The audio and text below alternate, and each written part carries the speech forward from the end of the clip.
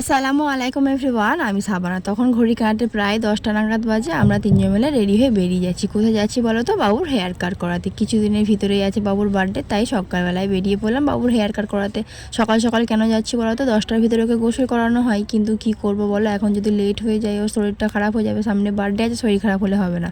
আমরা finally cutting করার দোকানে পৌঁছে গেলাম। ওখানে গিয়ে দেখলাম অনেকটা ভিড় ছিল, তাই আমরা বসে বসে ওয়েট করছিলাম, যখন আমাদেরকে ডাকবে তখন চলে যাবো। ফাইনালি আমাদের সময় হয়ে গেল, আমরাও গিয়ে বসে পড়লাম বাবুর হেয়ার কাট করাতে। এত দুষ্টুমি করেছিল, কাটিং তো করতেই দিচ্ছিল না, মেশিনের আওয়াজে শুধু চেঁচামেচি করছিল। 3-4 জন মিলে এসে ট্রাই করলো। ফাইনালি লাস্টে একটা কাকু এসে চেপে ধরে ভালোভাবে কাটিংটা করে দিল। আমি যেমনটা চেয়েছিলাম তেমনটা আর হলো না। আমার মেয়ের দোষেই হলো না, কারণ এতটা কান্নাকাটি করছিল, ওনারা চেপে ধরে তো আর বাচ্চা মানুষকে করতে পারে না। ওদেরও একটু মায়া লাগছিল। ফাইনাল লুকটা দেখো কেমন লাগছে, আমাকে একটু কমেন্ট করে বলো।